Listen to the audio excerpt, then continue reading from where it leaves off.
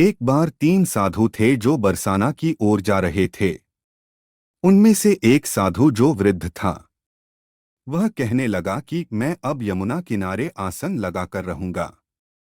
तुम दोनों जवान हो, इसलिए तुम आगे चले जाओ। जब दोनों युवा साधु चलते चलते बरसाना के निकट पहुंचे तो कहने लगे कि अब हम श्री जी के गांव में पहुंच जाएंगे।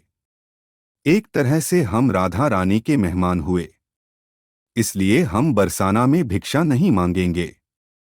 राधा रानी के मंदिर में आरती के समय जो प्रसाद मिलेगा वह ही खा लेंगे, और अगर कोई भोजन करवा देगा तो कर लेंगे, अन्यथा किसी से मांगेंगे नहीं। दोनों साधुओं ने मजाकिया लहज में ऐसा कह दिया। मंदिर में पहुंचकर राधा रानी के दर्शन किए, मंदिर में आरती देखी और उत्सव का आनंद लिया। दोनों ने सोचा कि राधा रानी के मेहमान है, इसलिए भिक्षा तो नहीं मांगेंगे, इसलिए बिना भोजन किए ही सो गए।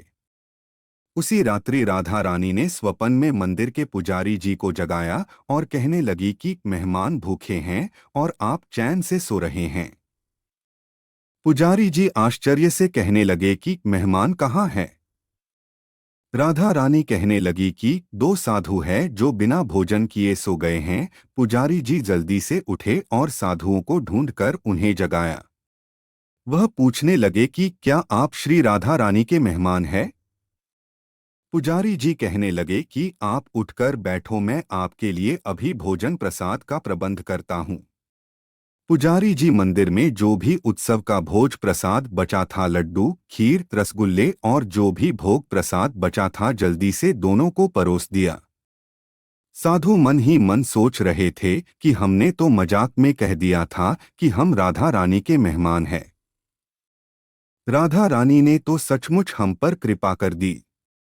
भरपेट भोजन कर दोनों साधु राधा रानी का ध्यान कर सो गए। तभी दोनों साधुओं को एक ही समय पर एक जैसा स्वप्न आया।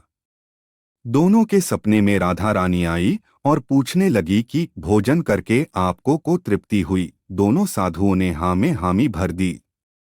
राधा रानी मुस्कुराते हुए कहने लगी कि पुजारी जी ने तुम दोनों को भोजन तो करवा दिया, लेकिन पान के बीड़े का प्रसाद देना ही भूल गए। राधा रानी ने दोनों के सिरहाने पान का बीड़ा रख दिया।